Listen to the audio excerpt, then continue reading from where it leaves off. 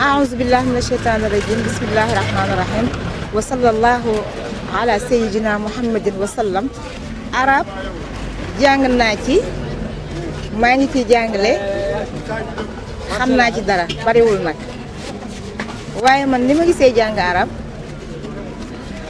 mooy njàng arab mooy li nga xam ne mënu fi jóge le temps que ñun ñu ngi bëgg a nekk continuer nekk jullit rek jàng arab du fi mën a jóge ndax njariñ bi mooy lan arab mooy li nga xam ne soo ko jàngee soo liggéeyee amal na la njariñ soo ci liggéeyul amal na la njariñ ndax mooy li nga xam ne moom lañ mën a jàng pour xam kan mooy yàlla pour xam kan mooy Muhammad sallallahu alayhi wa sallam pour xam lan mooy anbiya yi ndax suñ jàngul duñ ko xam ndax boo demee tabaraka wa taala mi ngi wax ci hadisul qudsi mu ne fa'rifuni qabla an ta'buduni wa in lam ta'rifuni fa kayfa ta'buduni kon loolu nekk na loo xam ne li njariñu arab moom mënuma la ko taxaw sax di la ci waxal lépp ndax bari na njariñ boo xam ne ndax lépp looy liggéey ci àddina bi mën nga ci boo jàngee arab mën nga ci liggéey am na ba pare tamit mooy li nga xam ne moo lay xamal yàlla mooy kan xamal la yonent bi mooy kan kon man dama leen di wax man la soo jàngee arab doo perte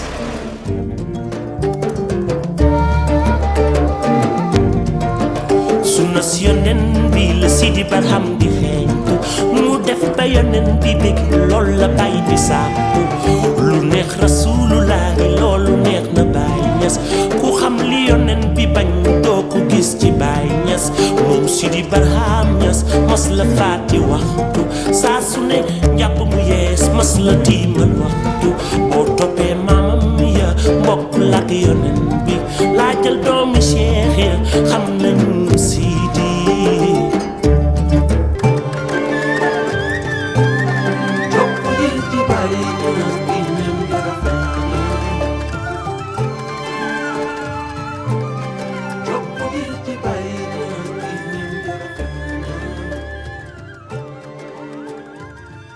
الطالب السنغالي حينما يصل إلى المرحلة الثانوية فيحتاج إلى دراسة جامعية، لكن الأبواب عادة تكون منغلقة أمامه، ربما لا يجد منحة لمواصلة دراسته إلى الدول العربية، فالقليل منهم هو الذي يجد هذه الفرصة وبعضهم يغامر. حتى هناك لفظ سنغالي عربي يسمونه مغامرة، فلان مغامر معناه ذهب إلى الدول العربية بدون منحة دراسية، وبطريقته ربما عن طريق البر إلى دولة عربية نائية سعيا وراء العلم. اسمي إبراهيم سال. بدأ حياتي العلمية بقراءة القرآن الكريم على يد أستاذ يسمى سليمان جاج، على يده تعلمت القرآن الكريم حتى حفظته الحمد لله، ثم بعد ذلك تعلمت مبادئ الدين، وبعد ذلك بعد مدة أريد أن أواصل دراستي في الدول العربية، ولكن كانت الإمكانات محدودة فغامرت وفعلا تعلمت الخياطة وذهبت إلى باماكو وجمعت شيئا من النقود وواصلت السفر إلى بوركينا فاسو بوبو جلاسو وواغادوغو، ومن هناك إلى نيجر نيامي ومرادي ثاني عاصمة ثاني أكبر المدن في النيجر، ومكثت هناك مدة، ثم انتقلت بعد ذلك إلى مدينة كانو بنيجيريا، ومن كانو إلى ليغوس، ومن ليغوس إلى كانو مرة ثانية، ولكن بفضل الله التقيت بوالدي والشيخ ومربي السيد علي سيسي هناك، فأمر واحد فقطع لي تذكرة إلى القاهرة، ثم بعد ذلك التحقت في معهد البحوث الإسلامي وحصلت هناك على الشهادة الثانوية، وبعد الثانوية التحقت بكلية اللغة العربية شعبة عامة جامعة الأزهر، وتخرجت من هناك سنة 88. وبعد رجوعي إلى السنغال وجدت الشيخ الإمام حسن فطلب مني أن أكون معه، أن أكون مساعدا له في هذا الفن، وبدأت أمارس هذا التدريس الحمد لله رب العالمين. بسم الله الرحمن الرحيم.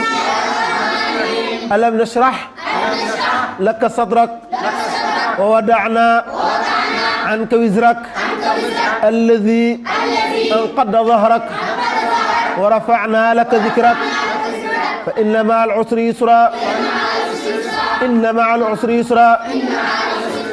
Bismillah ar-Rahman ar-Rahim.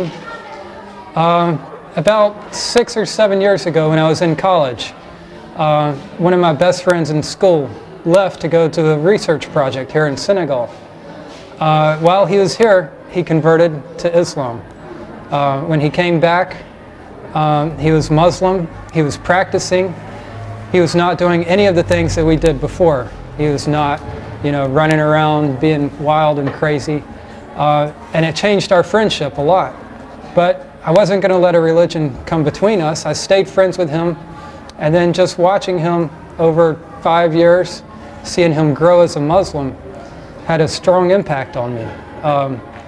Then I moved to New York, and he called me up one day and said, "Hey, my sheikh from Senegal is in New York. You should go visit him, go meet him, greet him." And I'd heard, he had told me a lot about this sheikh, so I thought, okay, a big important person, I would like to see him, I would like to meet him.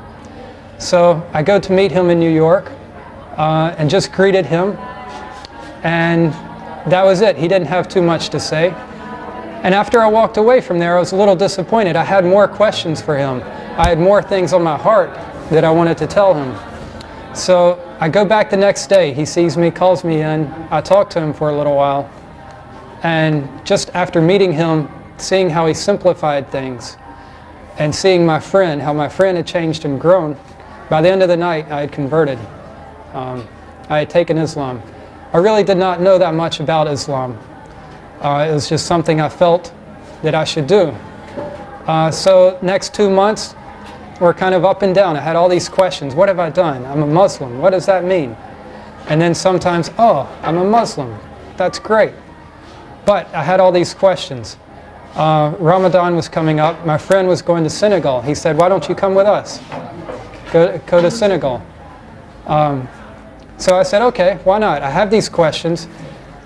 So I came here for Ramadan for 3 or 4 weeks, got my questions answered. I saw this Islamic community and how it worked and how strong it was. I came one other time to visit, and that second time I came to visit, I didn't want to leave. I was here.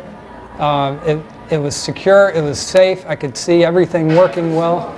So I made arrangements to come back and study and teach for a year here, teach English, and study Quran, study Islam. I've learned how to read the letters. I can say them, I can pronounce them. Right now I'm working on Surat al-Layl.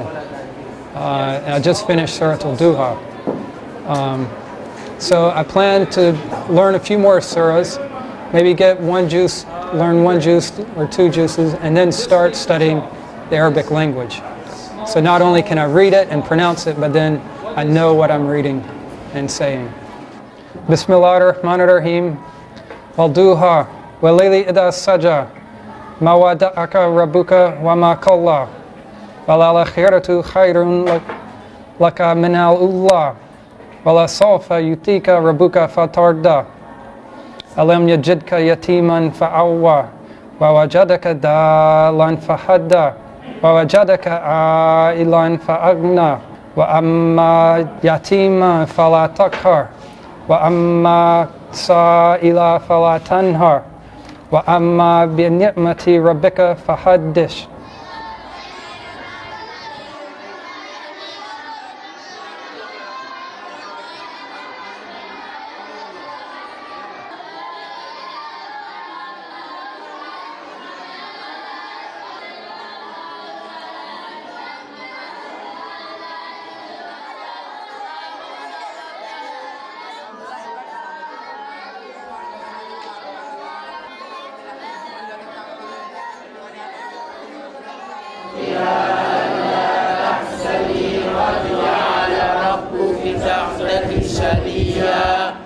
وأرسل إليك بجذع النخلة سقطت عليك رطبا جنيا فكلي واشربي وقري عينا فإما ترين من البشر أحدا فقولي إني نذرت للرحمن صوما فلن أكلم اليوم إنسيا فأتبني قومها تحمله قالوا يا مريم لقد جئت شيئا فريا يا أخت هارون ما كان أبوك امرأ سوء وما كانت أمك بغيا.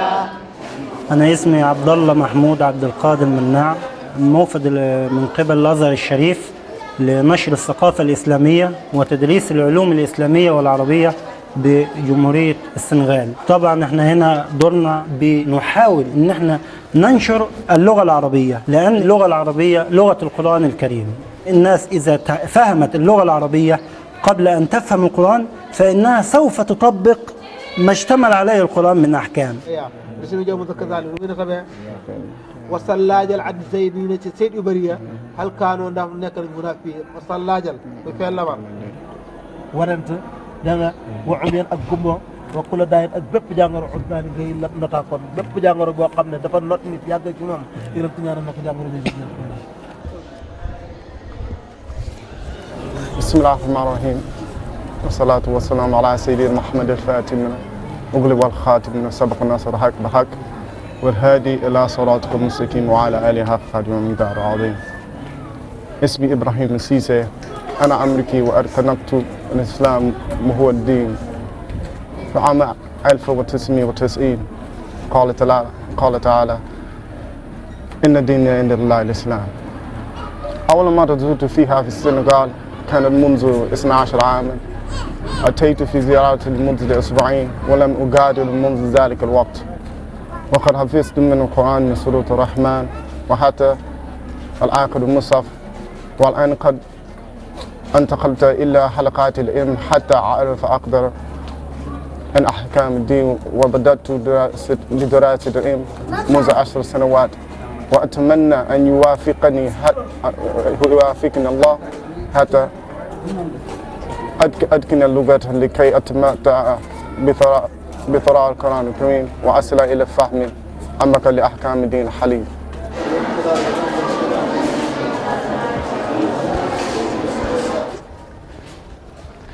So I was telling your assistant that the kid sitting right to my left, one day I was reciting one of the surahs,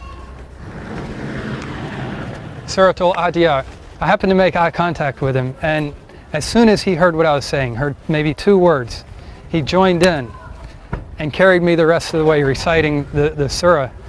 And I was amazed. Here's this little 8-year-old kid, and he could, hear 1 or 2 words and go the rest of the way perfectly reciting it.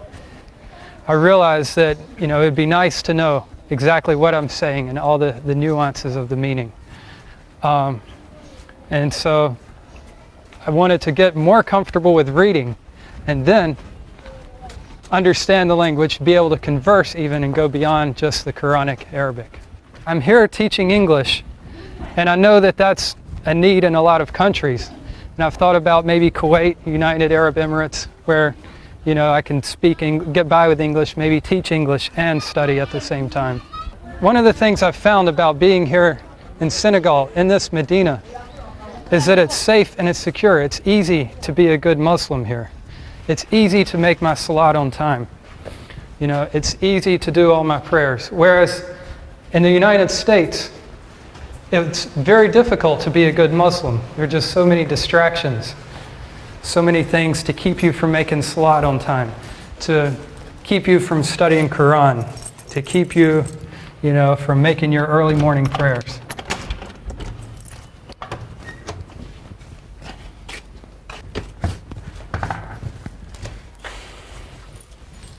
And this is my room, along with Ibrahim, who has been here for 12 years. I've been here 5 months. And like I say, I'm just now able to read and pronounce the Quran. Ibrahim has been a big inspiration on me, not only for just watching him live as a good Muslim, but seeing him being able to even converse and speak Arabic.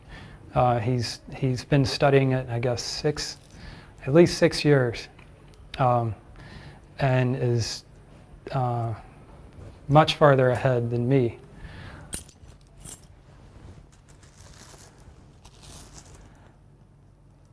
أعوذ بالله من الشيطان الرجيم بسم الله الرحمن الرحيم لا إله إلا الله لا إله إلا الله لا إله إلا الله لا إله إلا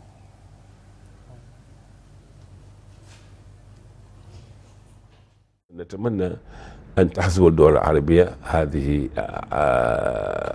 خطوة لدعم تعليم اللغة العربية في السنغال وفي غرب إفريقيا، لأن هناك الغزو الفكري من الغرب التي تحاول محو الثقافة الإسلامية. بدون اللغة العربية ما في ثقافة إسلامية، لأن الناس لكي يفهموا الثقافة الإسلامية ويؤمنوا بها ويتمسكوا بها لابد أن يعلموا اللغة العربية. الأقلية التي تهتم باللغة العربية قلما يجدون دعما من الحكومة أو من الحكومات العربية. هذه هي التي عرقلت اللغة العربية. كان المفروض أن تقوم الدول العربية بدعم اللغة العربية. والله هو الأزهر بقدر المستطاع يعني بيباشر أو بيمارس دوره بقدر الحدود المتاحة له، لكن طبعا هو لو كان هناك زيادة لكان أفضل. إن العربية باعتبارها لغة القرآن الكريم لا شك أن انتشارها بين قوم مسلمين لابد أن يتماشى مع انتشار وعي الإسلام فيهم. مجتمع السنغال 95% منه يعني مسلمين، ولكن ليس 95% مستعربين. نعتبر العربية لغة إفريقية، لأنك لو أحصيت العرب كلا في الدنيا لوجدت أن 80% منهم في القارة الإفريقية، وأكثر اللغات التي تستعمل في القارة كلغة قومية، فهي لغة حتى من هذه الناحية لغة إفريقية. ثم يأتي معنى الدين والتدين ليجعل من العربية لغة للمسلمين وبالتالي للأفارقة المسلمين. فالإسلام واللغة العربية كالقرآن بركات قديمة في السنغال. لو أن العربية وجدت دفعة خفيفة، لا أقول قوية، فلو أن العربية وجدت دفعة خفيفة فقط خلال 20 سنة يمكن أن تكون اللغة الرسمية في هذا البلد بلا شك. العرب بإمكانهم الحمد لله بما زودهم الله من الخيرات يعني والثروات، كانوا يمكن جزء قليل منها ولو 1% يستخدم لنشر اللغة العربية والإسلام، كان ذلك كافيا لحل جميع المشاكل وللنشر يعني الثقافة العربية والإسلامية بصفة يعني لا يتصور. نحن من دعاة الاهتمام بتعليم اللغة العربية، والباب الواسع والمدخل المضمون لمن يريد أن يجيد العربية إنما هو القرآن الكريم. مكانة اللغة العربية منذ أن كنا في عام 2000 أقوى وأمتن من مكانة اللغة الفرنسية حينما كان يستقل السنغال من فرنسا عام 60، ومن 60 إلى 2000 40 سنة، فتمكنت الفرنسية من أن تنتشر في كل مكان. الفرنسية تنتشر لأن لها من يرعاها رعاية جادة وعلى مستوى المعركة، والعربية لها الله. فقط يمكن أن تقول بأن اللغة العربية في السنغال لغم مؤقت، لو وجد من يفجره ستنفجر ثقافة ما أغلاها، وسينفجر تراث ما أهمه. ولكن هل من مفجر؟ ذات يوم قلت للإخوة بأن العرب لو كانت لهم عقلية الاستعمار لتطورت العربية في إفريقيا، لكن العرب ليست لهم عقلية الاستعمار كما للفرنسيين عقلية الاستعمار.